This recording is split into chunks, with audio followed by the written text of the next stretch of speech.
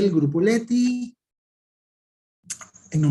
Leti, y en alianza esta noche con la Sociedad de Obstetricia y Ginecología de Venezuela y su sección de menopausia y osteoporosis, tendremos el gusto de llevarles nuestro webinar hoy llamado Síndrome Genitourinario de la Menopausia. Tendremos para el desarrollo de esta actividad a dos excelentes profesionales de la medicina, la doctora Paula Cortiñas, quien nos va a conversar acerca del concepto, diagnóstico y tratamiento hormonal de esta entidad nosológica. Y de seguida es el doctor Andrés Ignacio Lenmo Mondolfi, obstetra ginecólogo, quien nos va a conversar acerca de tratamientos hormonales, lubricantes, hidratantes y dispositivos basados en energía. Un amable recordatorio, les pido por favor a partir de este momento mantengan apagadas sus cámaras, silenciados sus micrófonos, así como cualquier equipo o dispositivo electrónico que pueda causar interferencia con la transmisión de esta actividad.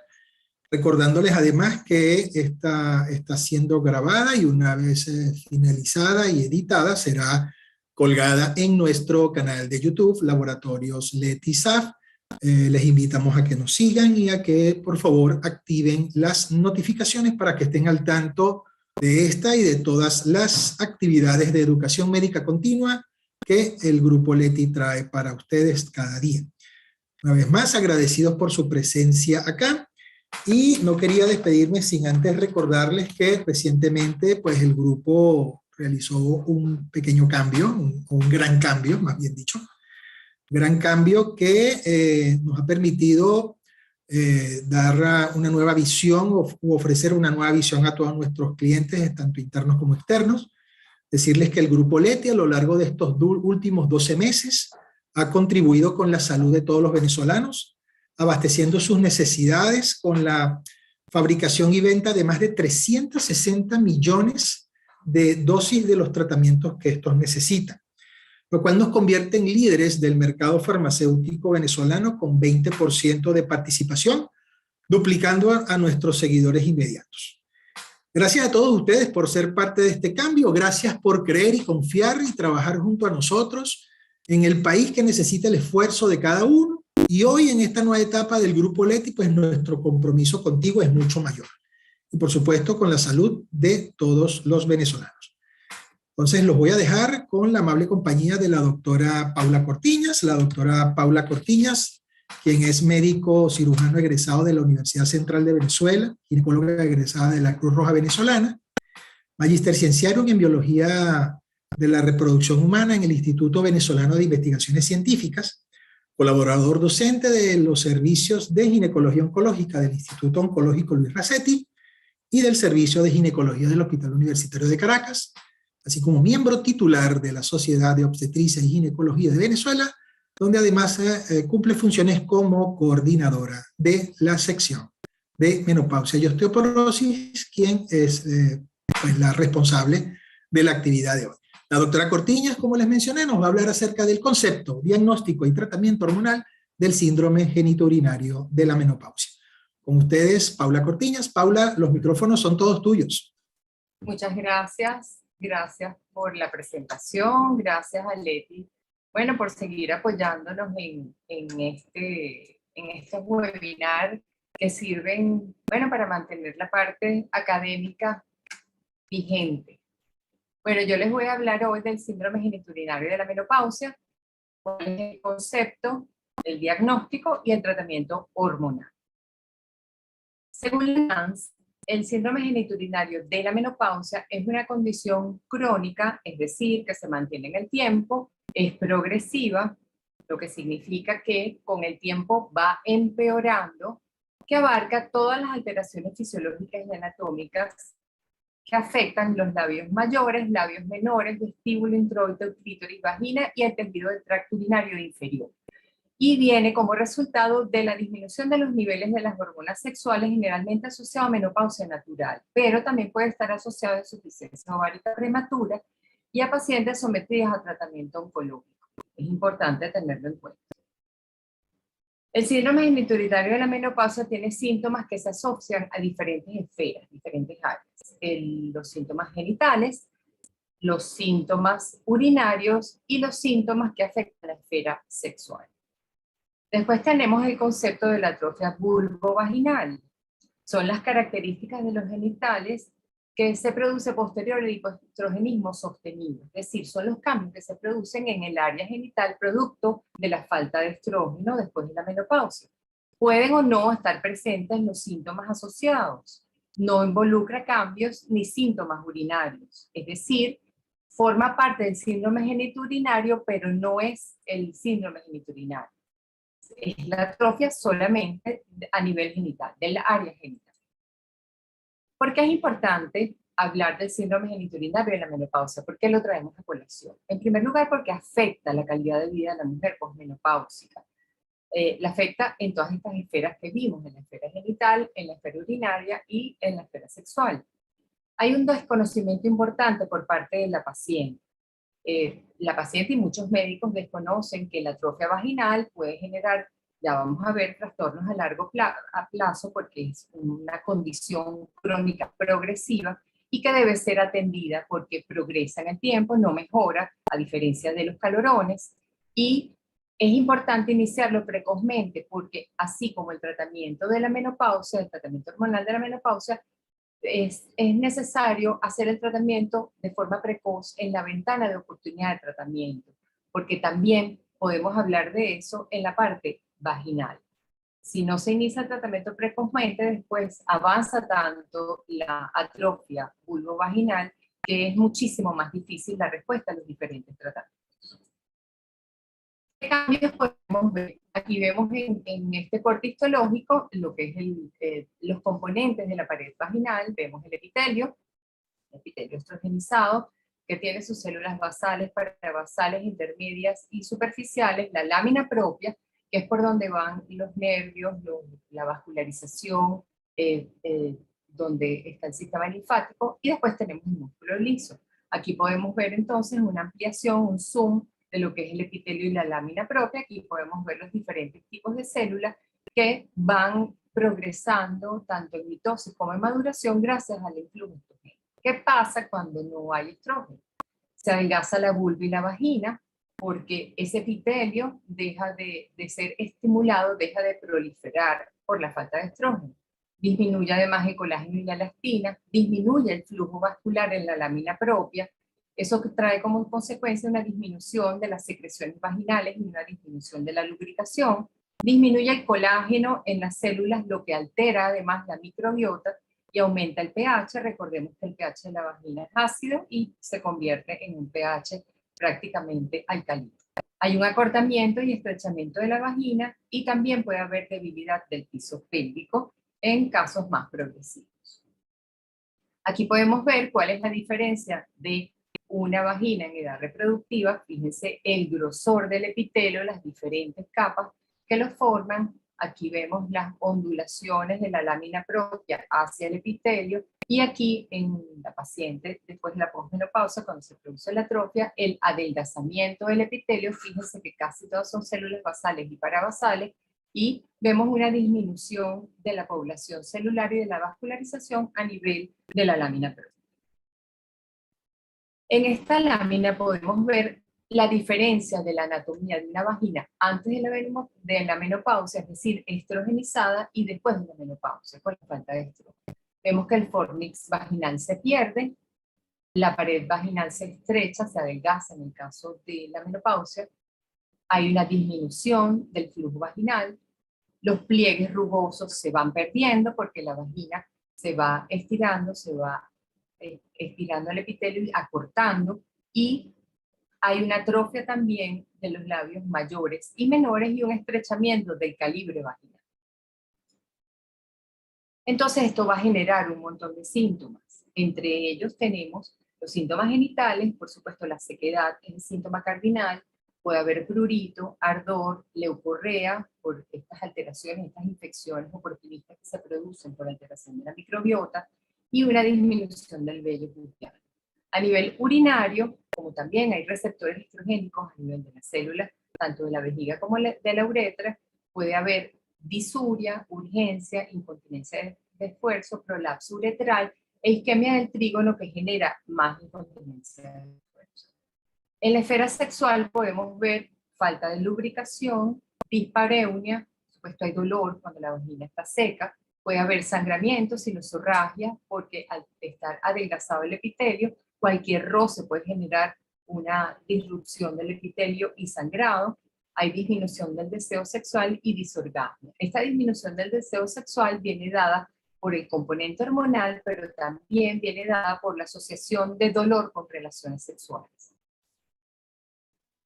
¿Cómo hacemos el diagnóstico? En primer lugar, la evaluación clínica. Por supuesto, la paciente trae todos estos síntomas, nosotros evaluamos la vagina y podemos ver todos estos signos que les describí al diferenciar una vagina y una vulva de una mujer en edad reproductiva y después de la menopausia.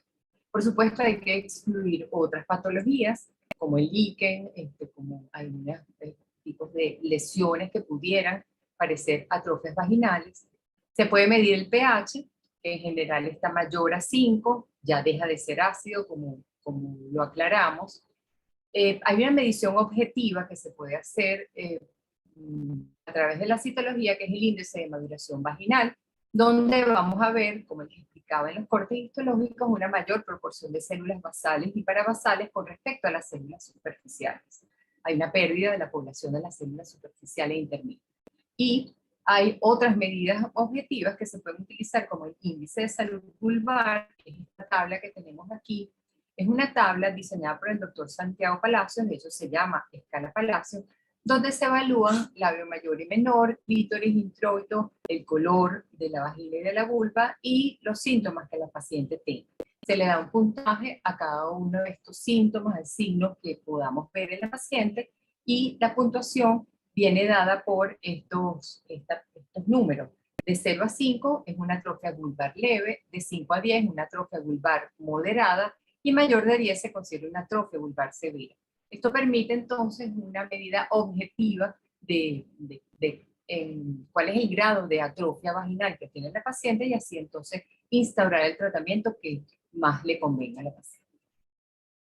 ¿Cuál es el tratamiento? El tratamiento viene dado por un conjunto de medidas, no hay un solo tratamiento. Vamos a hablar entonces de la educación, ya dijimos la importancia del tratamiento hormonal y no hormonal.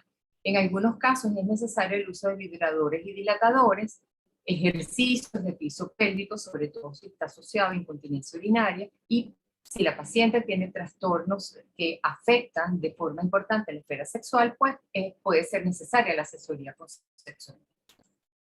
La educación, en primer lugar, hay que promover el concepto de salud vaginal. La salud vaginal es un concepto que la paciente, cuando hablábamos de que la paciente tenía un desconocimiento de lo que es la salud vaginal, tiene que ver con esto. ¿Qué jabones utilizar? El uso de las duchas vaginales debe ser proscrito. Hacer una higiene genital adecuada, con jabones adecuados. Es importante promover la actividad sexual porque la actividad sexual mantiene la vagina dilatada, mantiene la vagina vascularizada y de alguna manera ayuda a disminuir la atrofia vaginal. Evitar el hábito tabáquico, que está asociado también con una disminución de la vascularización a ese nivel. Hacer ejercicio y evitar el bajo peso. Recordemos que en la menopausia los estrógenos que están circulantes provienen de la conversión periférica de los andrógenos en estrógenos a nivel de la grasa. Entonces los pacientes con bajo peso pueden tener menos cantidad de estrógenos. Hay tratamientos locales, hormonales y no hormonales. De tratamiento no hormonal solo lo voy a nombrar porque el doctor Andrés Lemos va a hablar de él. Están los lubricantes vaginales, los hidratantes vaginales y los dispositivos basados en el. Después tenemos el tratamiento hormonal. La terapia estrogénica local es el tratamiento de elección para el síndrome genitourinario de la menopausia que no responde a hidratantes y a lubricantes. También se puede utilizar tratamiento sistémico, pero solamente en pacientes que tengan síntomas asociados, es decir, que tengan oleadas de calor, que tengan alguna otra justificación para la terapia sistémica. Si no, con el tratamiento hormonal local es suficiente. ¿Qué es lo que hace el tratamiento hormonal local? Se utilizan, por supuesto, estrógenos, porque los estrógenos, como vimos, son los que generan esta atrofia, la falta de estrógeno. Y los estrógenos van a facilitar la proliferación de ese epitelio y van a disminuir la atrofia y colaborar con esta salud vaginal y disminuir la sequedad, mejorar la lubricación y un montón de cosas. Tenemos varias presentaciones para estos estrógenos. Tenemos en cremas vaginales, en tabletas o óvulos vaginales, anillos vaginales y una versión por vía oral. Las cremas vaginales están compuestas por 17 beta-estradiol, estrógenos equinos conjugados, estriol y promestrieno. Aquí están las diferentes marcas comerciales y generalmente se utiliza diariamente en la dosis de inicio por 2 semanas y posteriormente como dosis de mantenimiento de 1 a 3 veces a la semana. En el caso de las tabletas y los óvulos vaginales, tenemos tabletas de 17 beta-estradiol, hemidrato de estradiol y preasterona, que es un andrógeno débil que se convierte en estrógeno a nivel vaginal y de ahí su efecto. Y igualmente se comienza diariamente por 2 semanas y posteriormente 1 a 3 veces por semana, salvo la preasterona que sí se utiliza de forma diaria, de forma ininterrumpida. Después tenemos los anillos vaginales, estos no están disponibles en Venezuela, que están compuestos por 17 beta-estradiol o acetato de estradiol. Esto libera una cantidad de estrógeno de forma diaria y generalmente se reemplaza cada 3 meses, se coloca el anillo. Este anillo libera diariamente la cantidad de estrógeno y a los 3 meses se cambia por un anillo. Después tenemos por vía oral este SERM, que es el ospemifeno, que es un modulador selectivo del receptor de estrógeno que tiene solamente efecto estrogénico a nivel de la vagina. Entonces es el único tratamiento indicado solamente para la atrofia vaginal por vía oral. Y son 60 miligramos diarios de forma ininterrumpida. ¿Qué consideraciones debemos tener con respecto al tratamiento hormonal? En primer lugar, que está contraindicado en pacientes con sangrado genital no diagnosticado. Por supuesto, debemos hacer el diagnóstico de que no hay ningún problema, sobre todo ningún cáncer o ninguna neoplasia que nos contraindique el uso de estrógeno. Hay una contraindicación, aunque relativa, en pacientes con cáncer hormonodependiente, ya vamos a ver. No está contraindicado en pacientes con cáncer no hormonodependiente. Hay una tendencia a creer que los estrógenos no pueden ser utilizados en ningún tipo de cáncer, y esto no es así, y tenemos muchas pacientes que son sometidas a radioterapia local, cáncer de cuello uterino, por ejemplo, y se les puede perfectamente dar este tratamiento para mejorar su atrofia vaginal, que es una mezcla entre atrofia vaginal por falta de estrógeno y actínica por el efecto de la radiación. Por supuesto, debe usarse con precaución y en bajas dosis en pacientes con riesgo de trombosis, porque aunque el estrógeno local tiene muy poca absorción sistémica, pues debemos disminuir esa absorción lo mínimo posible. Los estrógenos locales, como no tienen absorción sistémica, no tienen los mismos riesgos que la terapia sistémica. Eso es importante que el médico y la paciente lo tengan claro. Es decir, que podemos usar estos estrógenos en cualquier momento de la posmenopausia y en casi todas las pacientes. No es necesaria la supervisión con ultrasonido transvaginal, salvo en pacientes que tengan alto riesgo para cáncer de endometrio, que sean obesas, hipertensas, diabéticas. Ahí sí tenemos que supervisar, pero no tanto por la terapia hormonal local, sino por la condición de la paciente. Por supuesto, pacientes que después del tratamiento tengan sangrado genital requieren una evaluación endometrial. ¿Qué pasa con los estrógenos locales del cáncer hormonodependiente?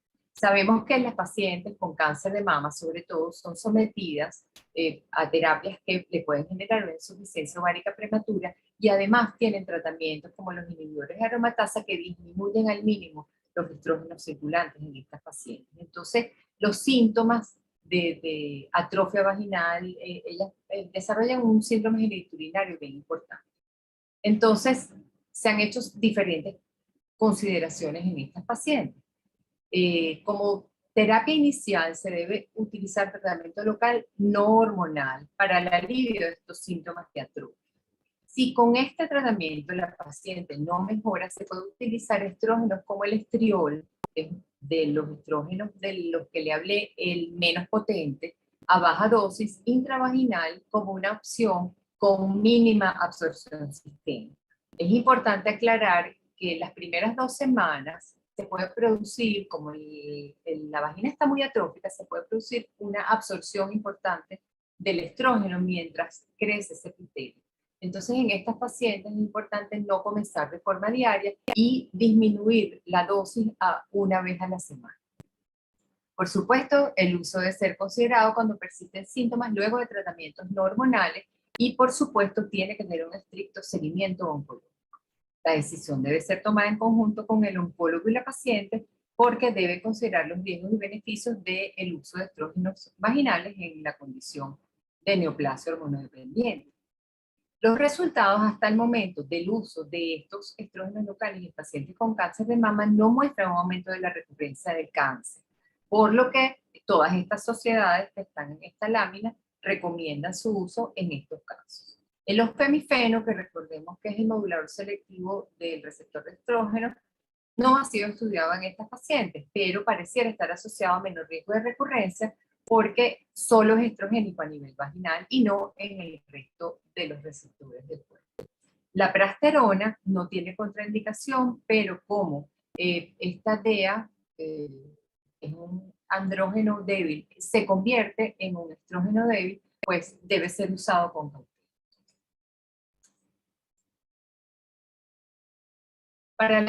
Para esta presentación utilicé varias bibliografías y quiero destacar estos 2 trabajos. El Position Statement de la NAMS de 2020, donde hacen las recomendaciones, diagnóstico y tratamiento del síndrome genitourinario, y un artículo latinoamericano que es sobre el manejo y la aproximación diagnóstica de la paciente con atrofia vaginal en Latinoamérica.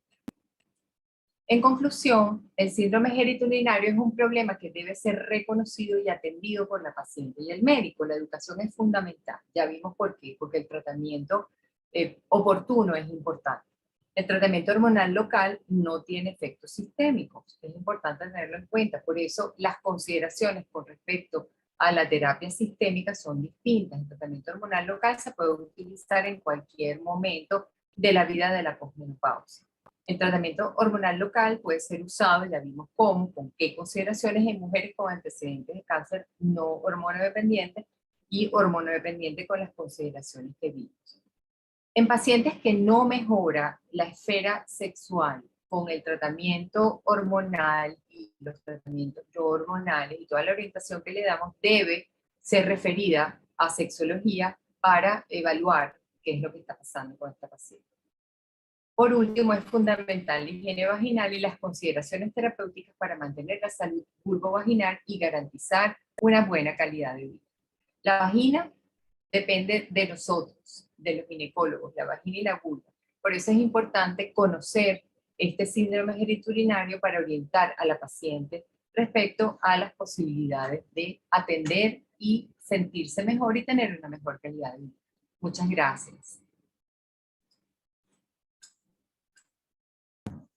Vale, Paula, excelente tu presentación, muchísimas gracias. Totalmente de acuerdo contigo en una de tus conclusiones donde mencionabas que la educación es fundamental. Lo primero que puntualizaste me parece excelente. Acá, bueno, para recordarles que pueden ir haciendo sus preguntas. Ya tenemos algunas preguntas para Paula, la cual la vamos a dejar, por supuesto, para el momento de la discusión. Saludos a todos los colegas desde Barquisimeto, Valencia, de la ciudad de Caracas y de otras regiones del país. Y bueno, para continuar, voy a tener el gusto de presentar a continuación al doctor Andrés Lenmo. Ya yo les había mencionado que el doctor Lenmo es obstetra ginecólogo, egresado de la Universidad Central de Venezuela. Realizó también estudios de especialización en estética médica en la Fundación Centro de Estudios de Medicina Estética FUSEME, así como en el Instituto de Dermatoestética Láser de la Universidad de Carabobo. También tiene un máster en láser y fototerapia en patología dermatoestética en Barcelona, España. Se desempeña además como profesor de la Facultad de Medicina de la Universidad Central de Venezuela, jefe del Servicio de Ginecología de la Universidad Central de Venezuela, donde además es coordinador de la unidad de láser de este servicio y de la consulta de ginecología estética, funcional y reconstructiva. Y bueno, también es jefe del Departamento de Obstetricia y Ginecología de la del Hospital Clínico Universitario de la ciudad de Caracas. Recordándoles que el doctor Andrés Lengo nos va a conversar acerca de los tratamientos no hormonales, lubricantes, hidratantes y dispositivos basados en energía. Los dejo pues con Andrés Lengo. Andrés, los micrófonos son tuyos.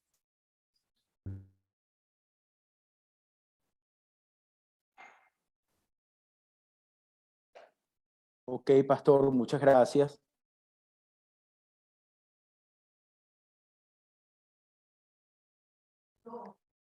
Ok, a mí me toca conversar unos minutos acerca de el tratamiento no hormonal del síndrome genitourinario de la menopausia. Como bien dijo Paula, la primera opción de tratamiento para los síntomas vaginales son el uso de hidratantes y lubricantes. Estas opciones también son una alternativa para aquellas mujeres que, pudiendo estar utilizando tratamiento hormonal, puedan considerar como necesario para mejorar aún más los síntomas o disminuir los síntomas a nivel local. Son pocos los estudios que están publicados sobre la eficacia de estos productos y hasta el presente se carecen de estudios bien estructurados metodológicamente que le otorguen un nivel de evidencia que formalmente les otorguen la seguridad y la efectividad para ser utilizados como tratamiento. En relación a los hidratantes vaginales, se utilizan para aliviar la resequedad vaginal diaria, los síntomas asociados y facilitar una actividad sexual confortable a la mujer. Estos son productos básicamente bioadhesivos que, bueno, que se adhieren a la pared vaginal con la intención de hidratarla y para mí más bien humectarla y como lo hacen, limitando lo que hacen las secreciones vaginales fisiológicas. Estos productos hidratantes vaginales que básicamente no tenemos en Venezuela, son de uso regular y su uso, la frecuencia del uso depende del producto y de la severidad de los síntomas. El uso de estos productos es independiente a la actividad, a la actividad sexual de la paciente. Como hidratantes que son, básicamente están compuestos por agua y le adicionan polímeros vegetales o sintéticos, que es lo que le permite la adhesión a las paredes de la mucosa vaginal, y además contienen otros ingredientes que tienen para mantener la viscosidad, el pH y preservantes para evitar la contaminación y el deterioro del producto. Por otro lado, los lubricantes se utilizan básicamente para aliviar la resequedad durante la actividad sexual a través de una reducción de la fricción y del trauma tisular durante el coito, que es lo que podría generar disconfort o incluso dispareunia. Estos lubricantes pueden ser a base de agua, a base de silicón o de base oleosa de aceite mineral o vegetal y se aplican básicamente inmediatamente antes o durante la actividad sexual por cualquiera de los miembros de la pareja. La Organización Mundial de la Salud recomienda lubricantes con una osmolalidad no mayor a 1200 miliosmoles por kilogramo. Las osmolaridades grandes se asocian con mayor posibilidad de irritación de la mucosa vaginal e incluso daño epitelial que podría incrementar el riesgo de adquirir ciertas enfermedades, infecciones de transmisión sexual como el VIH. No hay evidencias de mayor beneficio de usos de productos con ácido hialurónico hidratante en relación a otros hidratantes y lubricantes que no contengan ácido hialurónico. Este colega en el año 2013 reportaron una efectividad similar entre un gel de ácido hialurónico y estriol vaginal en la reducción de la severidad de los síntomas de resequedad y dispareunia en un grupo de pacientes que fueron seleccionados. Sin embargo, podría decir que revisando el trabajo, una de las cosas de lo que evidencié es que las dosis de estriol fueron colocadas solamente 10 dosis en un mes, es decir, una dosis de 0.5 gramos cada 3 o 4 días. Y bueno, asumimos que el tratamiento con este tipo de hormonas está planificado, como le dijo Paula, para una dosificación diferente. En esta revisión que fue hecha en el año 2020, esto sobre la revisión, eficacia y seguridad de los lubricantes e hidratantes vaginales, después de hacer una serie de consideraciones sobre los componentes y la seguridad de estos componentes en diversos ámbitos de la salud, básicamente local y sistémica, ellos concluyen que la preparación ideal para estos agentes hidratantes y lubricantes vaginales deben estar con una osmolalidad menor a 600 milosmoles por kilogramo, que utilicen pHs lo más fisiológico posibles, libres de parabenos, libres de clorhexidina y con contenidos de glicol, que son básicamente sustancias preservantes que no excedan las cantidades expresadas en esta lámina.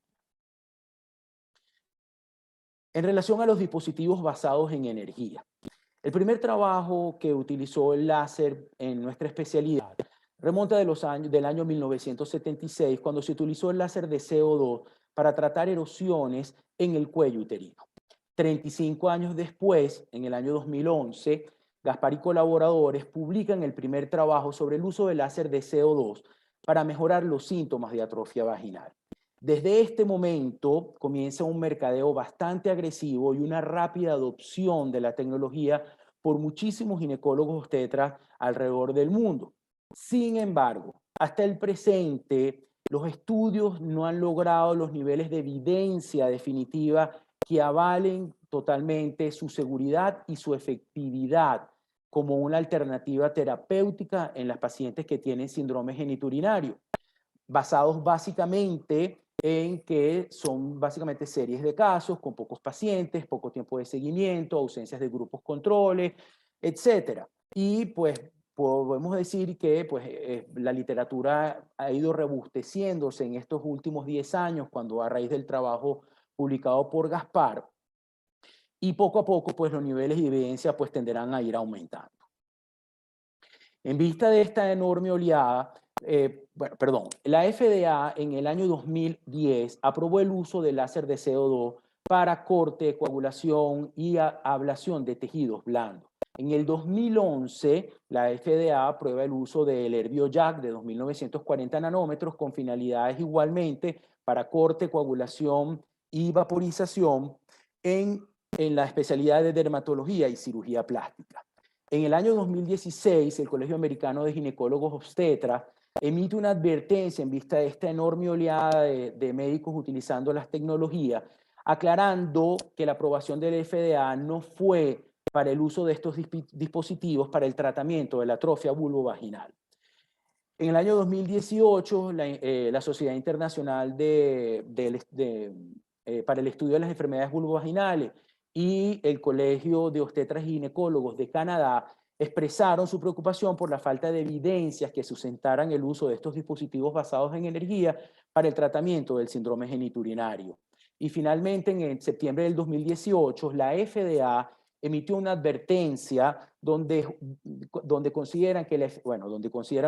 se menciona que la efectividad y la seguridad de estos dispositivos basados en energía para el tratamiento de incontinencia urinaria, rejuvenecimiento vaginal y procedimientos cosméticos ginecológicos no ha sido aún establecida.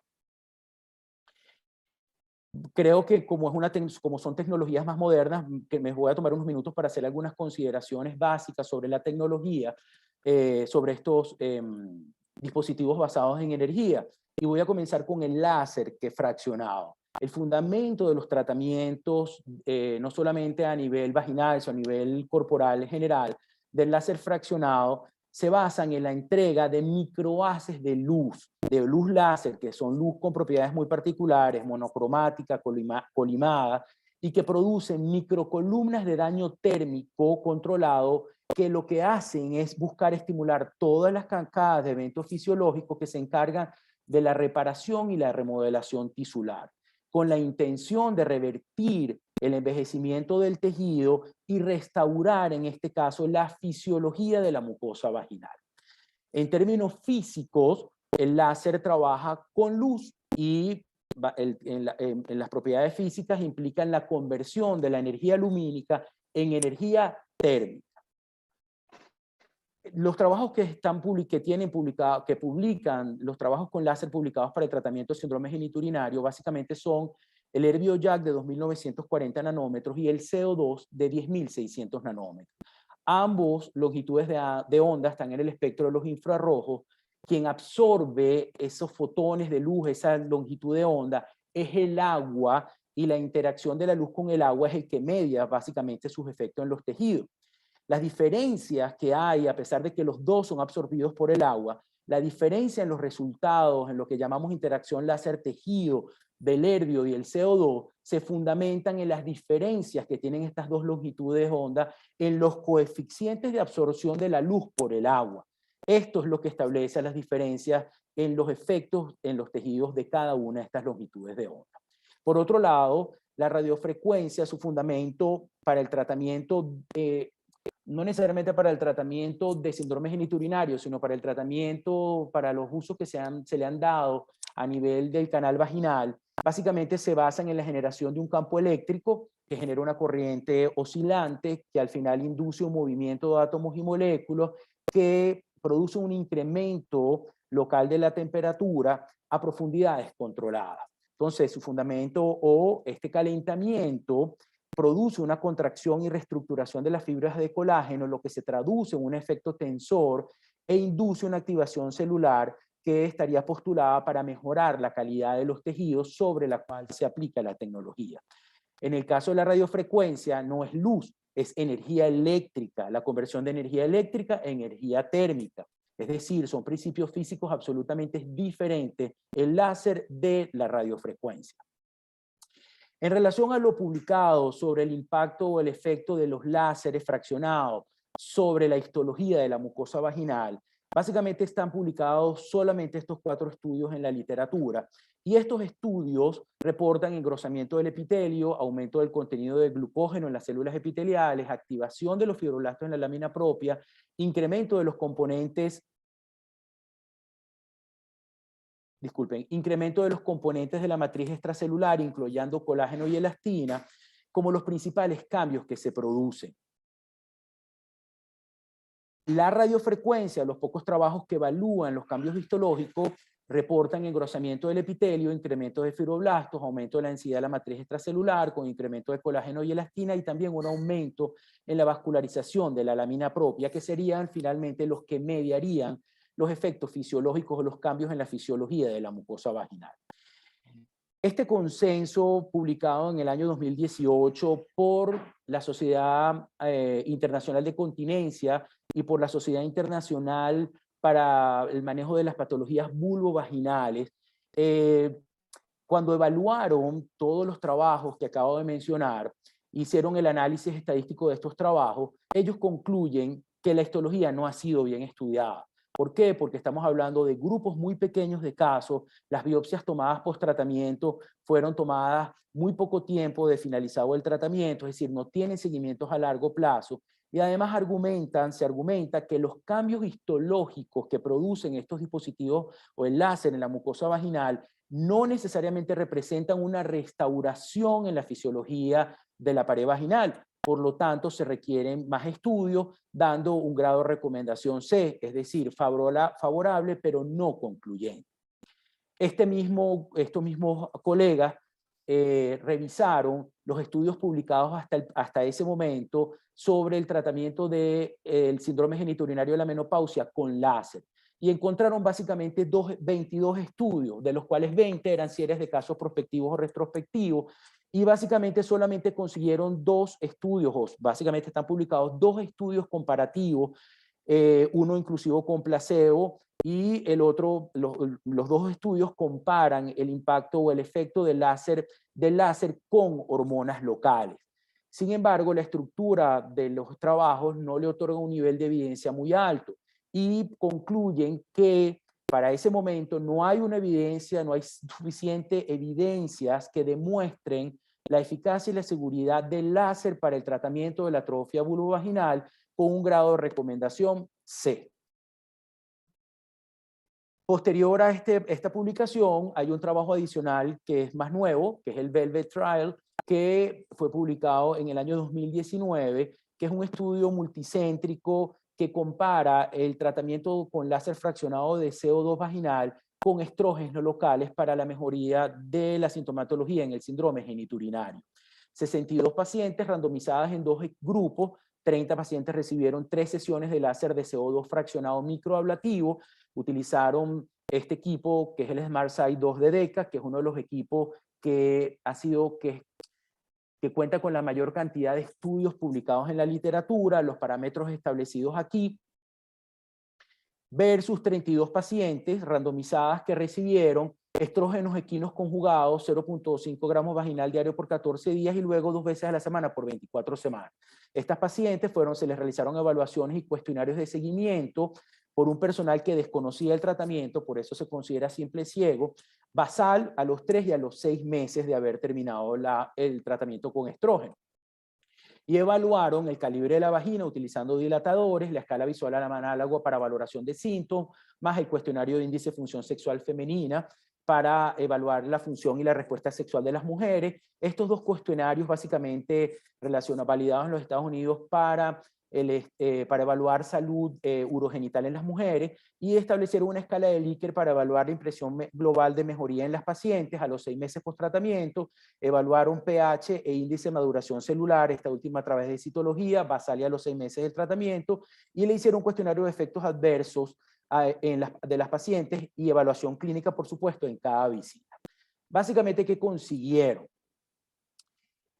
En relación a la escala visual análoga y a la mejoría de los síntomas, las 2 alternativas terapéuticas lograron mejoría de los síntomas sin diferencias estadísticamente significativas en ello, siendo el objetivo principal del estudio evaluar la mejoría en la resequedad. Consiguieron estadísticas significativas, diferencias significativas en el índice de maduración vaginal, que ya Paula lo mencionó, a favor de los estrógenos, un mejor índice, o sea, un incremento de las células intermedias y superficiales sobre las parabasales, y este resultado fue estadísticamente significativo. Cuando evaluaron la respuesta sexual con el índice de función sexual femenina y evaluaron el total, no hubo diferencias estadísticamente significativas en los 2 grupos. Sin embargo, cuando evaluaron los dominios por separados del índice de función sexual, encontraron diferencias estadísticamente significativas a favor de los estrógenos equinos conjugados en los dominios de deseo y excitación. Sin embargo, cuando aplicaron unos controles para los factores que confunden, esta diferencia dejó de ser estadísticamente significativa.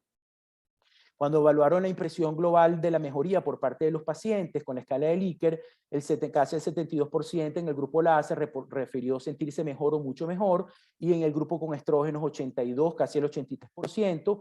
Sin embargo, esta diferencia no fue estadísticamente significativa y cuando se evaluó la satisfacción fue similar en los 2 grupos con un porcentaje elevado, refiriendo sentirse satisfechas o muy satisfechas con los tratamientos. Cuando se reportaron los efectos adversos, fueron básicamente 5 efectos adversos discretos en los 2 grupos. Estos efectos fueron muy discretos y transitorios en los 2 grupos, y ellos concluyen al final que el láser de CO2 se mostró efectivo y seguro para el tratamiento de del síndrome genital urinario de la menopausia, con resultados comparativos con lo de los estrógenos y avalando su uso a corto plazo. Por supuesto, se necesitan estudios con mayor nivel de evidencias y sobre todo seguimientos a largo plazo son necesarios para ver cuánto duran o la evaluación y qué pasa a largo plazo con el tratamiento con los dispositivos, en este caso con el láser. En relación a radiofrecuencia y síndrome geniturinario de la menopausia, la mayoría de los trabajos con radiofrecuencia en vagina son para síntomas de laxitud vaginal, porque la radiofrecuencia, así como se ha compartido extraordinariamente para mejorar la tensión en la piel, a nivel del rostro y otras áreas corporales, fue el motivo por la que se extrapoló su uso para la mucosa vaginal. Y de toda la literatura revisada, solo conseguí este estudio realizado en Brasil, en el año 2017, en una serie de casos, solamente con 14 pacientes, querían evaluar la mejoría posterior a la aplicación de 3 sesiones de radiofrecuencia microablativa fraccionada a intervalos de 30 días, y las herramientas para evaluar los resultados fue el cuestionario de calidad de vida de la Organización Mundial de la Salud, el índice de función sexual femenina y una escala de Likert para evaluar satisfacción con el tratamiento.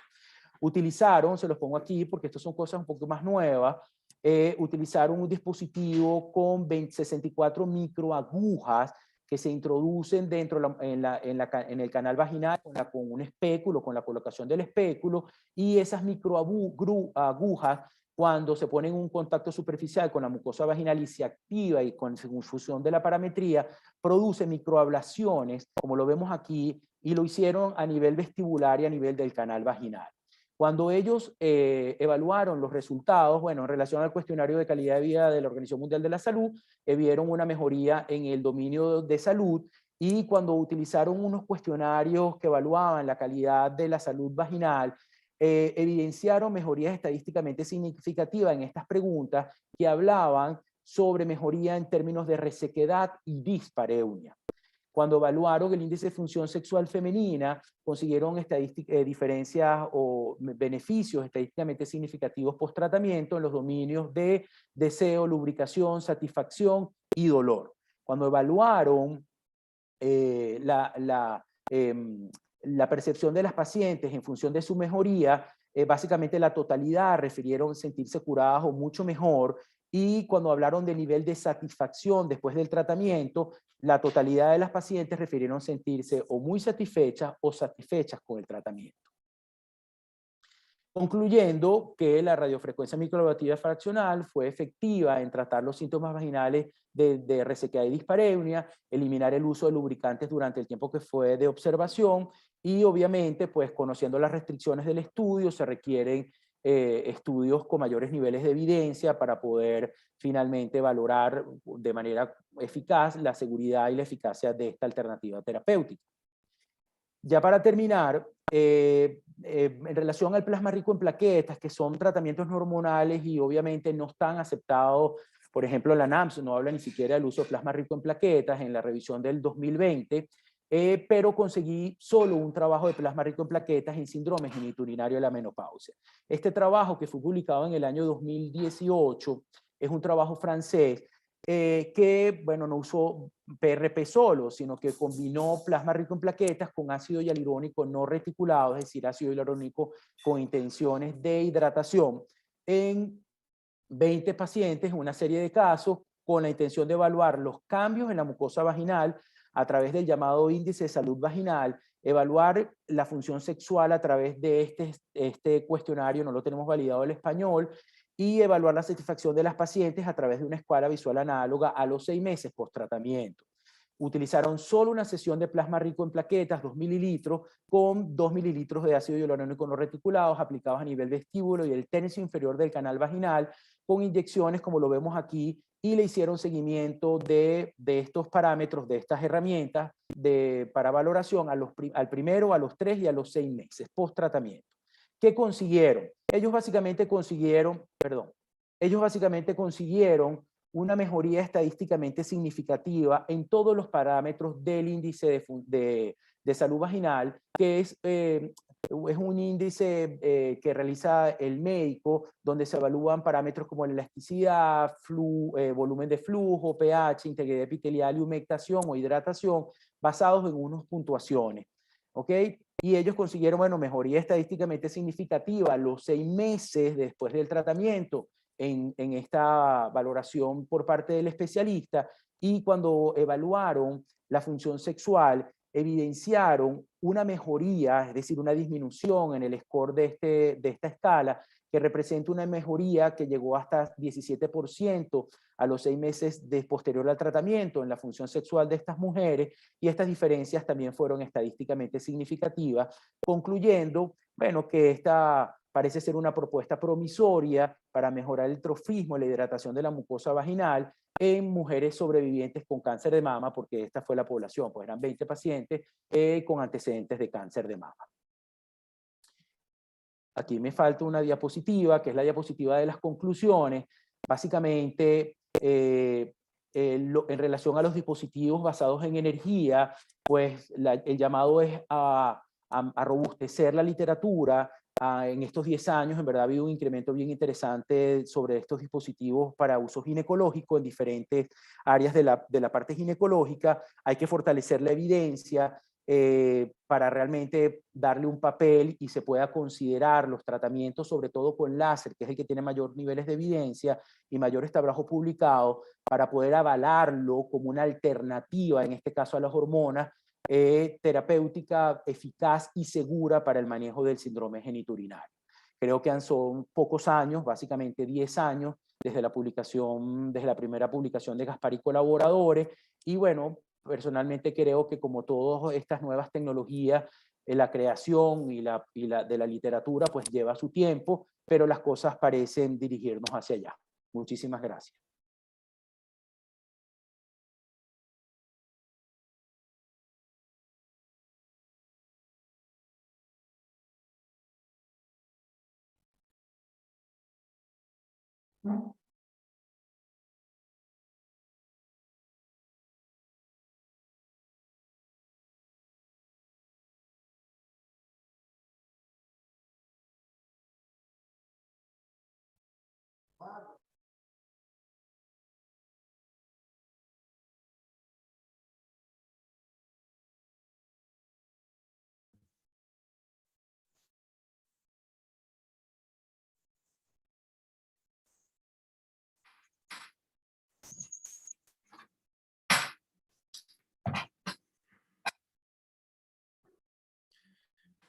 Bueno, listo.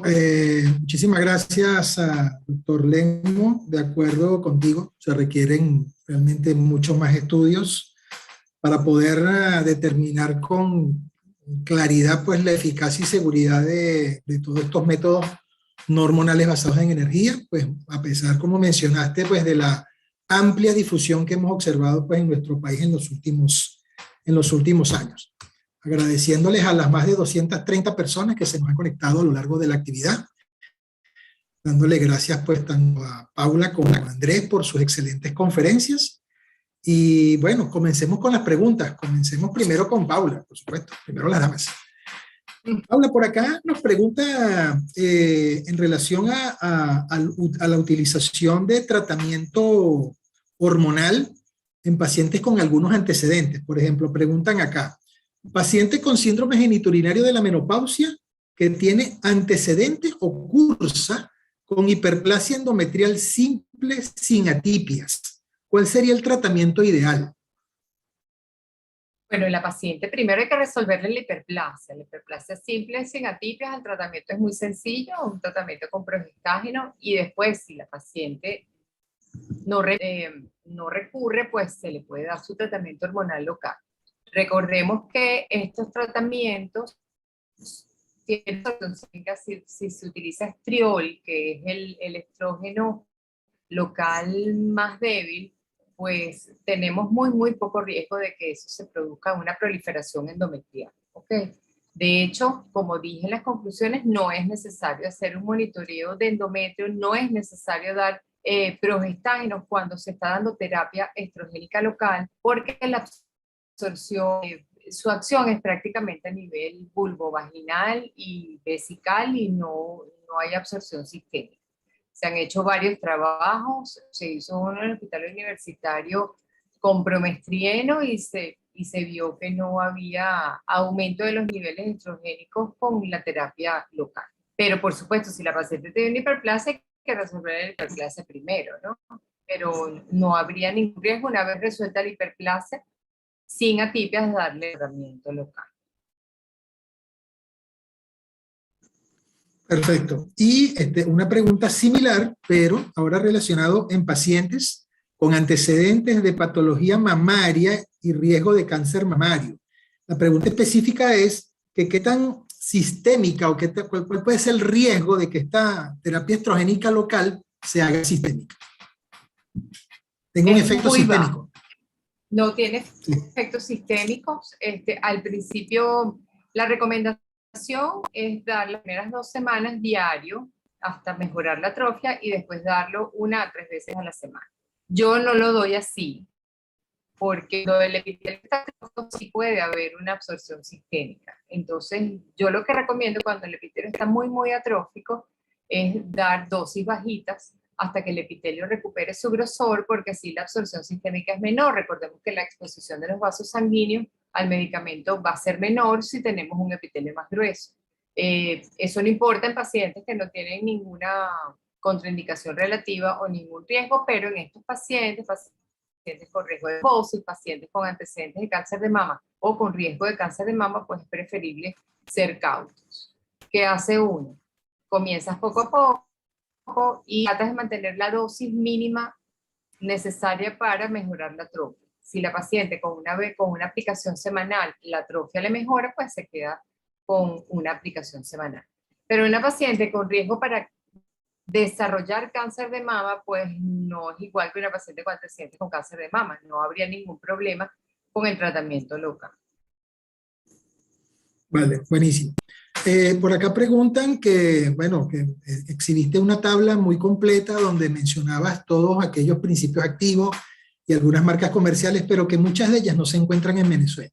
Y preguntan que, por favor, si pudieras enumerar qué principios activos de los cuales mencionaste sí están disponibles en el país. En el país se está consiguiendo en este momento estrógenos equinos conjugados en crema vaginal y 17 beta-estradiol en crema vaginal también. Esos dos son los que se están consiguiendo.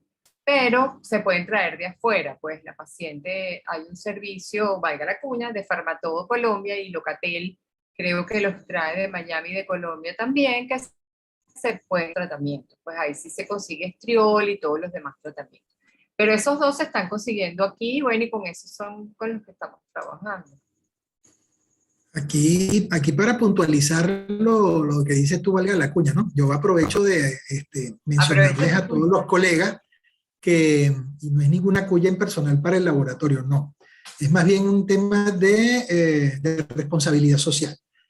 Cuando las personas, o los colegas, o los médicos, o los pacientes se ven en alguna necesidad de traer medicamentos del exterior, tienen que tener muy presente que los mismos deberían, si van a traerlos por canales regulares de casas farmacéuticas reconocidas. Traer medicamentos por los caminos verdes puede exponer al usuario a riesgos innecesarios que pueden ser potencialmente más deleterios que el producto o que la patología misma. Entonces, mucho cuidado con ello. Debemos traer medicamentos que, bueno, sean reconocidos, aprobados, o por aquellas casas farmacéuticas, como Paula mencionó, pues que tengan un servicio donde se garantice que el almacenamiento y transporte del producto sea de acuerdo a los estándares aprobados como tales, porque si no se puede, pues por supuesto desnaturalizar las moléculas y todo esto. Tomando en cuenta también que la zona climática venezolana es diferente a la zona climática de otros países y que esos medicamentos no tienen ni siquiera la misma duración que pueden tener acá en Venezuela. Pueden, por efecto de los cambios en humedad y presión y temperatura, perdón, desnaturalizarse más rápidamente, sobre todo porque se trata de hormonas. ¿Okay? Mucho cuidado con eso también. Y por eso hablaba, porque se consiguen todas estas cremas y siguen aquí, pero de otra manera. Por eso simplemente hablé de las que sí se compran en la farmacia y las que se pueden traer por farmacia. Es correcto. Muy bien. Gracias, Paula. Por acá una pregunta también para ti, ¿cuál es el momento oportuno para iniciar terapia estrogénica local y por cuánto tiempo? El momento oportuno es lo antes posible, porque hay unos cambios que se producen en el niño que son irreversibles si uno no los atiende a tiempo. Entonces, uno debe, dentro de asesoría, se hace la consulta de menopausia. Las pacientes, cuando inician la menopausia, vienen a consulta porque presentan síntomas, o las que no presentan síntomas simplemente porque quieren asesoría para hacer su mamografía, para hacer su densitometría, todas esas cosas que nosotros le recomendamos en la consulta de control. Entonces, como parte de la recomendación de la consulta de control, tiene que estar en mente la salud vaginal. Y dentro de la salud vaginal es atender la atrofia antes, o el síndrome genitourinario, antes de que haga síntomas o que se haga severo. Entonces, explicarle a la paciente que es necesario. Lo que mencionábamos de la educación, el tener relaciones sexuales, usar lubricantes, hay muchas pacientes que no saben que pueden utilizar lubricantes durante la relación sexual, y la relación sexual va a ser placentera y no dolorosa en el caso de que no los utilicen y tengan sequedad vaginal. Entonces uno poco a poco va ayudando a la paciente. Por ahí vi una pregunta de qué hacían las pacientes que no tenían pareja. Pues bueno, la imaginación, y también se pueden utilizar los dilatadores y los vibradores, son excelentes para estimular la salud vaginal. Hay muchos tabúes, es difícil hablarle a la paciente de eso, porque sería más fácil decirle busque un novio, pero buscarse un novio no es fácil. Entonces, se le puede recomendar de forma seria y profesional que utilicen estos vibradores y dilatadores.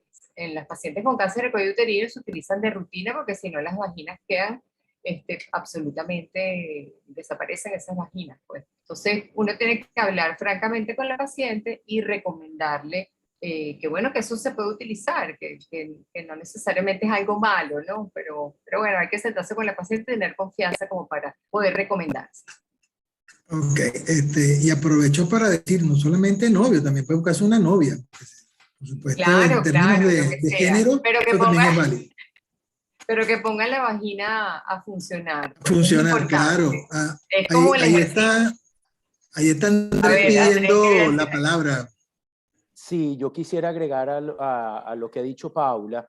En Venezuela aún no contamos con hidratantes vaginales.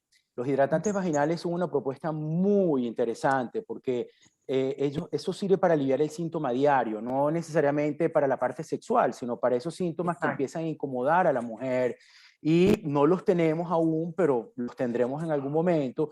Y es una alternativa muy eficaz. Claro, estamos hablando básicamente de casos leves, básicamente a moderados. La terapia hormonal tiene, pero sabemos que al final constituye junto con los lubricantes la primera línea de tratamiento, solo que, bueno, aún no la tenemos, pero vendrá. Hay intentos en Venezuela, hay fórmulas magistrales, hay unos óvulos por ahí de ácido hialurónico que producen unos laboratorios que buscan hacer ese efecto hidratante en la mucosa vaginal para mejorar los síntomas y darle mayor confort durante el sexo. Y por supuesto, como dice Paula, los lubricantes para el momento sexual que se pueden utilizar. En estas mujeres no hay que preocuparse porque van a ser mamás. Hay unas críticas o algunos trabajos que reportan que los lubricantes podrían, en función de la osmolaridad, afectar la motilidad espermática y afectar el ADN de los espermatozoides. Bueno, esas son cosas con niveles de evidencia muy bajos, pero en este caso, pues que nadie se está preocupando por la reproducción cuando la mujer va a la menopausia, pues entonces son una excelente alternativa, incluso como lo dije, en aquellas mujeres que utilizando terapia con estrógeno puedan considerar como algo adicional para mejorar aún más los efectos, si los considera. Y por supuesto, como dijo Paula, soy un tipo creyente del mantenimiento de la vida sexual como una de las principales alternativas para mantener la vagina joven. Las mujeres que usan y mantienen vida sexual frecuente, lo vemos nosotros en nuestras consultas a lo largo de todos los años y las canas que por lo menos ya yo tengo, de que esas mujeres que tienen vida sexual frecuente suelen tener, sin decir que tengo estadísticas, pues sí vemos una tendencia a unas vaginas mucho más jóvenes en términos visuales. No, sí, además tienen menos síntomas cuando tienen relaciones sexuales, porque es lógico, se mantiene la dilatación del canal vaginal y además se promueve la vascularización por el mismo acto sexual y por el roce. Entonces, eso genera la vascularización, es como un plasma rico en plaquetas natural, pues. Exactamente. E inclusive se utiliza el semen como hidratante vaginal también. Entonces, eso pudiera ser una alternativa. También a veces yo les recomiendo a las pacientes la utilización de lubricantes diarios, aunque no sea con relaciones sexuales. A falta de hidratantes, como el lubricante actúa solamente de forma instantánea o momentánea por muy poco tiempo, en pacientes que tienen mucha molestia y que no quieren colocarse estrógenos por miedo o porque no lo consiguen, se pueden utilizar lubricantes de forma diaria. También es una opción que les alivia bastante los síntomas. No, y está reportado en la literatura. Yo leí un trabajo sobre el uso diario de lubricantes sin relación con la parte sexual y tiene implicaciones en la mejoría, como tú bien lo dices, de la sintomatología. Excelente. En la época en que todavía no existían los memes, hace muchos años, siempre se decía que lo que no se usa se atrofia. Y aquí están dando al clavo con con el comentario. Muy bien. Por acá, unas preguntas que se relacionan mucho. Por supuesto, la intervención de ambos en este caso es completamente válida, por supuesto. Ospemifeno, ¿por cuánto tiempo? Es una. La otra es si hay alguna asociación entre el uso vaginal de vitamina E y el cáncer vaginal, y si los fitonutrientes tienen alguna utilidad en el síndrome genitourinario de la menopausia. Bueno, en los pemifenos se puede utilizar tiempo prolongado. El tratamiento del síndrome genitourinario de la menopausia es un tratamiento a largo plazo porque es una condición crónica. Es como cuando se utilizan las cremas hidratantes de la cara, pues exactamente lo mismo. Lo que hacemos es mantener la vagina hidratada y en buena salud. Entonces se usa hasta nuevo aviso. Cualquiera de los tratamientos, incluyendo los pemifenos. Los pemifenos dan buenos resultados, pero lamentablemente no se consigue aquí en Venezuela.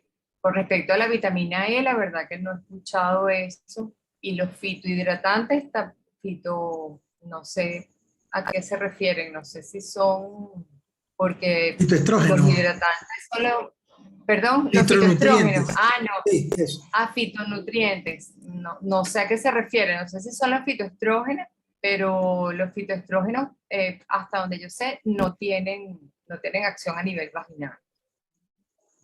Ok, muy bien.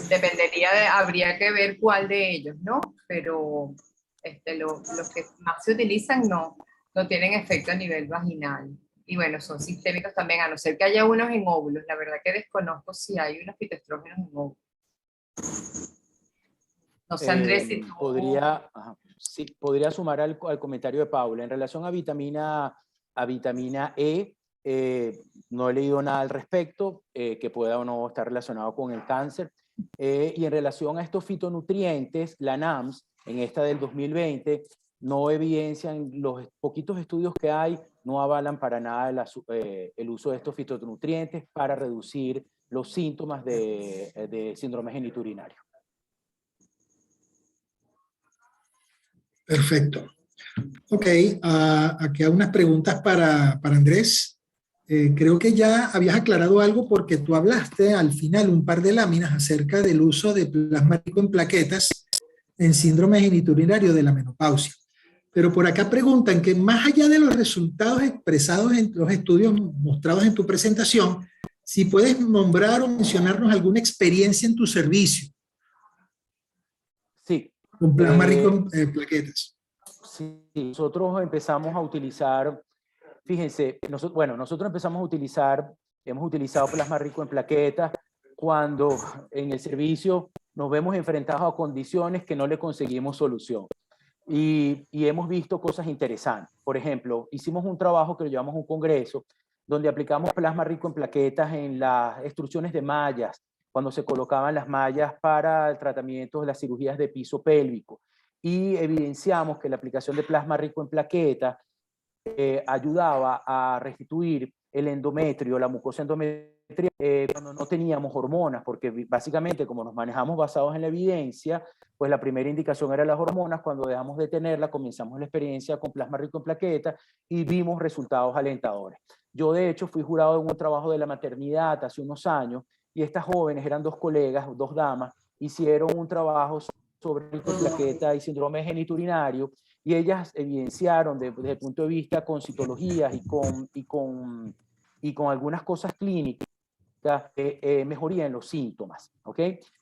Yo lo he utilizado en algunas pacientes seleccionadas. Estoy haciendo, me ha tocado trabajar en mujeres que han tenido cáncer de cuello uterino, que no quieren, porque hay mujeres que no quieren, no básicamente por las hormonas, sino para mejorar y prevenir esa atrofia actínica de la mucosa vaginal. Y tengo un par de pacientes en tratamiento con resultados muy chéveres. Cuando les repetí su citología, evidenciamos una mejoría en el índice de maduración de las células, en ese índice de madurez vaginal. Entonces, pues el plasma rico en plaquetas ha demostrado su efectividad en muchísimas áreas de la medicina, sobre todo en lo que es la parte musculoesquelética y la cirugía odontológica. Y pareciera tener sentido los fundamentos más ricos en plaquetas que podrían ser una herramienta muy interesante para el manejo del síndrome genitourinario, pero como todo, pues se requiere muchísimo tránsito y muchísimos niveles y muchísima evidencia antes de avalarlo formalmente como una alternativa segura y eficaz. Perfecto, muy bien. Y por acá preguntan también, Andrés, ozono en el síndrome genitourinario de la menopausia. No tengo ninguna experiencia. La verdad es que cuando hice esta revisión no me metí con la parte de ozono. El ozono se le ha asignado propiedades muy interesantes en términos de rejuvenecimiento corporal y bueno, quien dice podrían tener alguna utilidad. Sería interesante trabajar con el ozono. Realmente el ozono se considera bastante inocuo en términos manejados como se maneja, así que podría ser una propuesta interesante. Recientemente digamos que se creó en Venezuela un Centro Nacional de Ozonoterapia. Realmente no tengo mucha más información aparte de que es de reciente creación y que de alguna manera agrupa a los especialistas que han trabajado o que trabajan con ozono en el país. Pero bueno, lo estudiaremos y lo veremos también para cualquier detalle en relación a sus usos en ginecología, pues poderlo comunicar. ¿Ok? Perdón, Andrés, Pastor, que te perdón, interrumpa. dime, Andrés. Ajá, Dime. Quería completar algo sobre la pregunta que me hiciste sobre nuestra experiencia en el hospital. Nosotros tenemos vale. un caso muy emblemático que llevamos a un congreso, un caso de enfermedad de Crohn a nivel vulvovaginal. Una paciente con una calidad de vida terrible, con unas lesiones nodulares y ulceradas terribles. Y pues decidimos aplicar plasma rico en plaquetas y de verdad mejoramos muchísimo las lesiones, mejoramos muchísimo la calidad, pero es una paciente que la que hemos trabajado en el servicio. Ella está absolutamente satisfecha con los resultados porque le hemos permitido, es una mujer joven, y pues toda esta destrucción que tenía en el área genital se ha ido recuperando y la hemos podido volver a insertar en una vida sexual satisfactoria y ella está absolutamente satisfecha. Dime, Pastor, me ibas a hacer otra pregunta. Vale, sí, pero muy bueno el comentario porque de verdad da pie a lo que mencionabas al concluir tu conferencia, que a pesar de todos estos buenos resultados que aparentemente vamos viendo, pues se requieren estudios para en definitiva, pues evaluar la eficacia y seguridad de estos tratamientos. La pregunta era que cuál es el costo-beneficio de la terapia láser versus otros métodos no hormonales en el tratamiento del síndrome genitourinario de la menopausia. Bueno,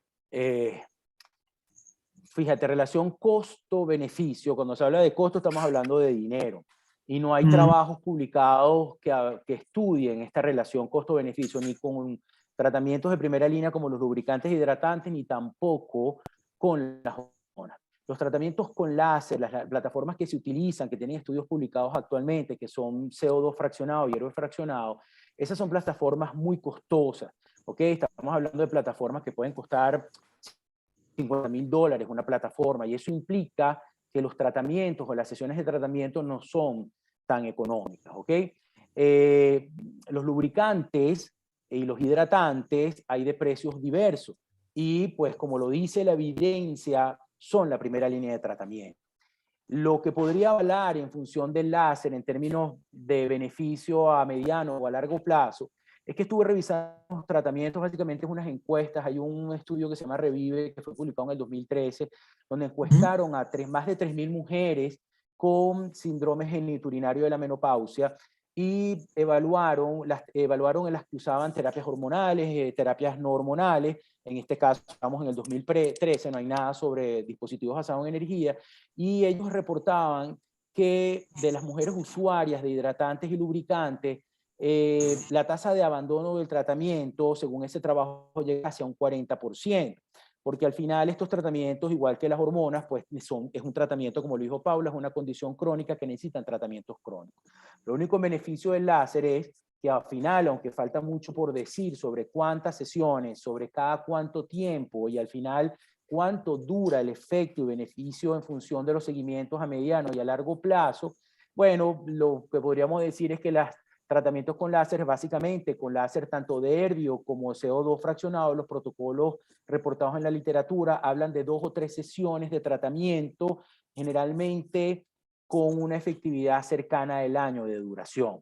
De cualquier manera, vuelvo a lo mismo, nos toca como especialistas avalar la medicina basada en evidencia. Falta mucho tránsito que recorrer, pero yo, que soy un tipo que tiene años trabajando con la tecnología, soy un creyente de que vamos a lograr los niveles de evidencia que queremos y que necesitamos para avalar la seguridad y la eficacia de estos tratamientos, así como vendrá ozonoterapia, plasma rico en plaquetas, y después va a venir lo que es inevitable, que son las células madre. Células madres que hoy en día son solamente utilizadas en modelos experimentales en animales, pero que va a venir. Y las células madres van a venir, como ya lo sugieren los estudios experimentales, a revolucionar nuestra medicina, a revolucionar el tratamiento de estas condiciones, porque las células madres lo que buscan es poblar los tejidos de células nuevas que actúen y que promuevan su funcionamiento, por ejemplo, los fibroblastos a nivel mesenquimático, que produzcan mucopolisacáridos, colágeno, elastina, y que restauren la juventud del tejido. Todo eso vendrá poco a poco. Como todo, pues faltan años de trabajo para crear una evidencia robusta con niveles de evidencia serios. Sí, aprovecho pues para mencionar un comentario que recibí aquí de un gran amigo, el doctor William Sánchez. Me suscribo de sus palabras cuando les digo que debemos insistir en publicar nuestros hallazgos, por supuesto de una manera bien diseñada, bien sistémica, para poder precisamente tener las evidencias necesarias que le den fuerza a los colegas para poder utilizar en este caso, pues estas tecnologías. ¿Ok? Por acá, esta pregunta creo que, bueno, para Paula, ¿algún estudio, Paula, que muestre una comparativa entre los estrógenos equinos conjugados y el estriol? Bueno, hay muchos estudios que han comparado diferentes tipos de, ¿no? Las utilizan, las dosis locales, garantizan poca absorción sistémica, si es con respecto a eso. No sé si es con respecto a efectividad o la verdad que todos son efectivos, y aunque los estrógenos equinos conjugados es un estrógeno es un conjunto de estrógenos mucho más potentes que el estriol, se dan en dosis muy pequeñitas para evitar su absorción sistémica. Entonces, inclusive el 17-beta-estradiol, todos los estrógenos que se usan por vía vaginal tienen un tenor, una concentración muchísimo menor. De hecho, el 17-beta-estradiol que se usa en gel transdérmico, cuando se utiliza por vía transvaginal, por vía vaginal, el tenor es mucho menor, el porcentaje de estradiol es mucho menor. Entonces, la efectividad es más o menos la misma, pero hay variaciones, hay algunos trabajos, hay un trabajo muy interesante donde se midieron niveles de estrógenos utilizando todos estos estrógenos, y el que menos tiene es el promestrieno y el estriol, pero la verdad que todos están por debajo del umbral, o sea, están dentro del umbral de seguridad de absorción sistémica. Entonces, cualquiera que se utilice es válido.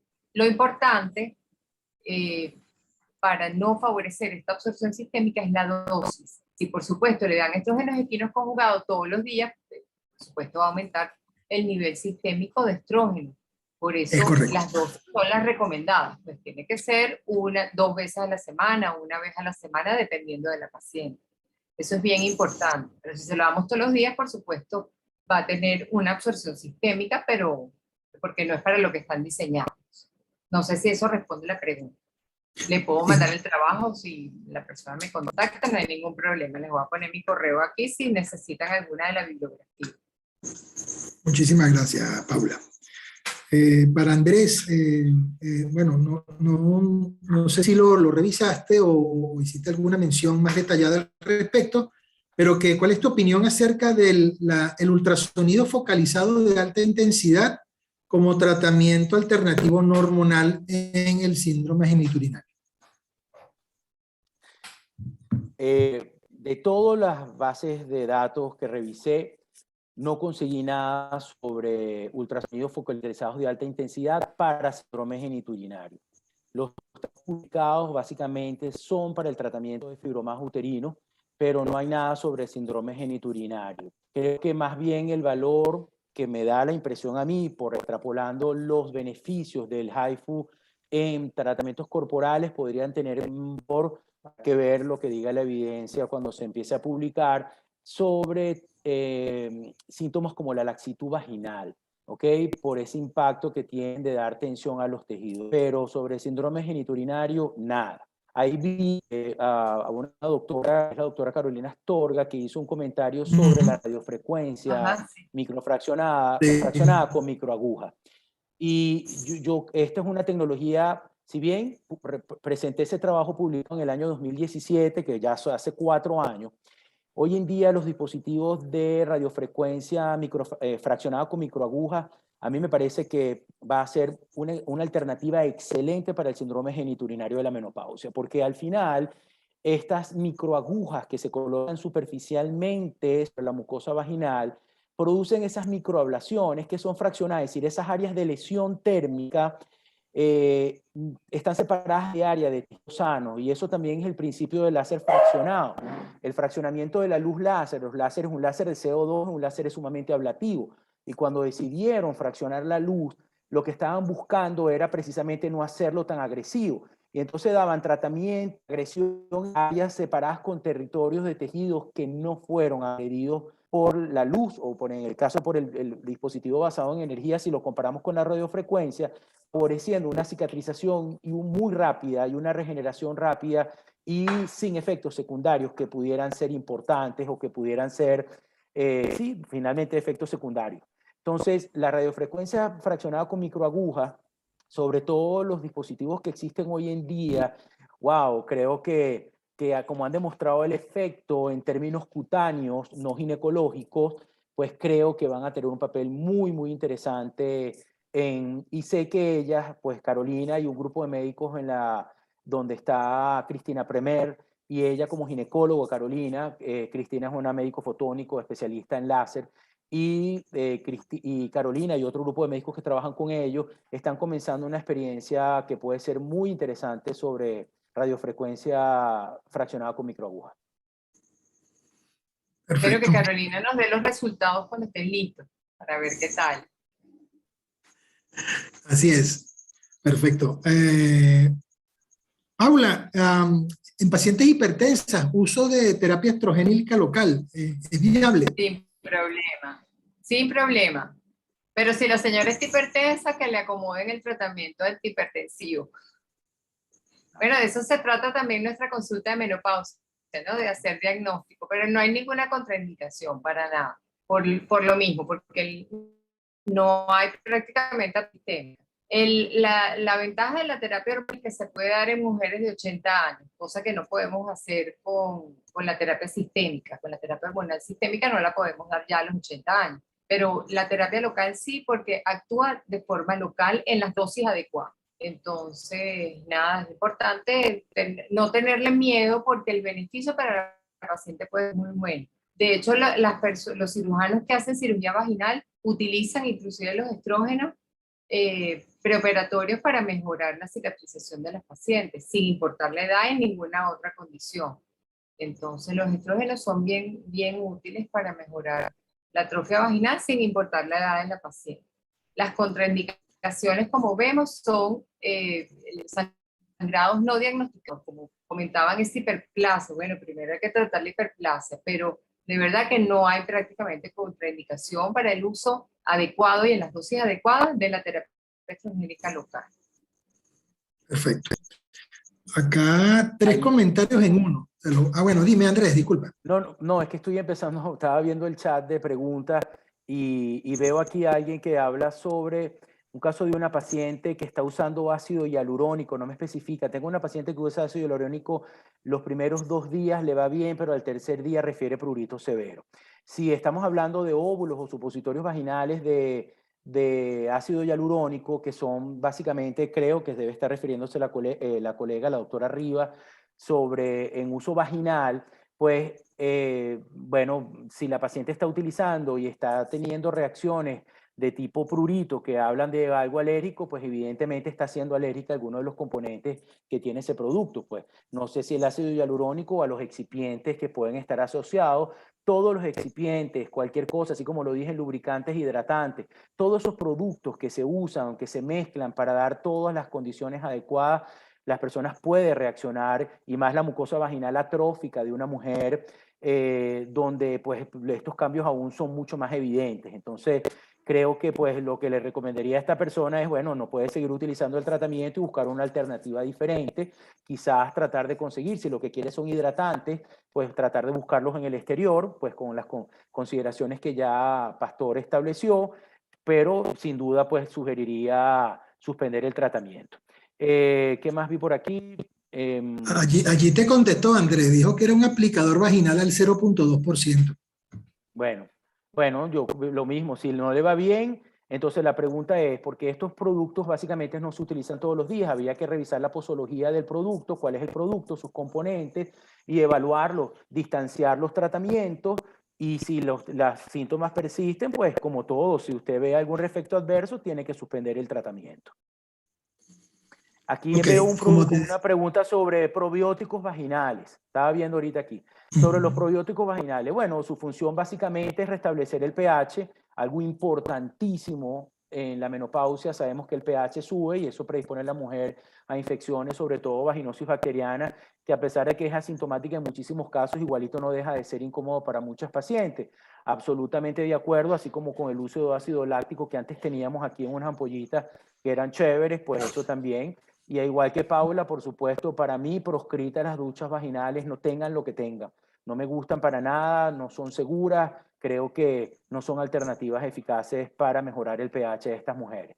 Hoy en día lo que se propone son el uso de hidratantes con pH fisiológico, de modo que ayuden a bajar el pH, y bueno, y está demostrado el papel de las hormonas para bajar el pH, y bueno, y estos tratamientos novedosos, dispositivos basados en energía, que parecieran también tener alguna implicación, pero bueno, bastará evaluaciones a más largo plazo. Y por supuesto se pueden combinar los tratamientos, ¿no? Combinar ácido hialurónico con lubricantes, con cremas estrogénicas, con el láser, o sea, se pueden hacer combinaciones dependiendo de la necesidad de la paciente. Perfecto, mira, ya para ir cerrando, en aras del tiempo, me gustaría hacerle por acá, como les había dicho, voy a combinar unas preguntas. Por acá me indicaban que qué utilidad podía tener para el síndrome geniturinario de la menopausia el uso de productos como tibolona, por una parte, como triticum vulgare, por otra. Ya los probióticos, ya Andrés hizo el comentario, pero era parte de la pregunta, para que me den sus comentarios al respecto, entonces. Pero con respecto a la tibolona, es un tratamiento sistémico, pero no se puede indicar tibolona.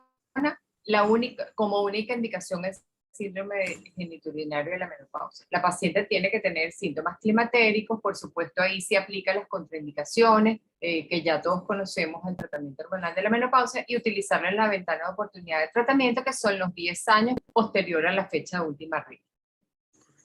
Pero no puede usarse como única indicación para el síndrome geniturinario de la menopausia, pero sí funciona porque tiene acción estrogénica, y esa acción estrogénica, por supuesto, también es a nivel vaginal.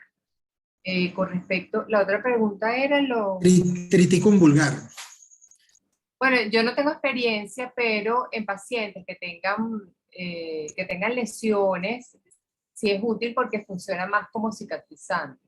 Probablemente mientras hacen efecto otros tratamientos se pudiera utilizar como cicatrizante vaginal en pacientes consangrados por atrofia, que tengan alguna lesión a nivel vaginal, producto de la misma atrofia, pues, posterior a relaciones sexuales, alguna fisura, se puede utilizar. Pero como tratamiento de la atrofia vaginal no he leído nada y no tengo experiencia, no lo he mandado. Yo lo he mandado cuando hay alguna lesión a nivel vaginal. Perfecto. ¿Algún comentario, Andrés? No, bueno, sobre lo igual que Paula, y aquí sobre ponen nombre como el ginoderaín vaginal, bueno, la respuesta es la misma de Paula. Lo utilizamos básicamente más como cicatrizantes y podrían tener un papel, pero su papel en términos de disminuir o reducir los síntomas de atrofia vulvovaginal, pues no tengo experiencia ni creo haber leído nada en la literatura al respecto. Alguien pregunta por aquí sobre las marcas de hidratantes vaginales. En Venezuela no tenemos hidratantes vaginales, aunque hay unos intentos de traerlos con todas las regulaciones pertinentes. Eso significa que pronto los vamos a tener aquí. Y cuando me hablan de nombres, pues como no trabajo con ellos, pero de todo lo que revisé, uno de los más utilizados y que más tiempos tienen en los Estados Unidos es uno que se llama Replens o Replens, ¿ok? Y este producto tiene un trabajo de investigación, digamos, que avala su efectividad para reducir los síntomas mujeres con atrofia vulvovaginal. Eso es lo que podría decir, pero nombres no me atrevo a decir nada porque en verdad no los conozco por nombre.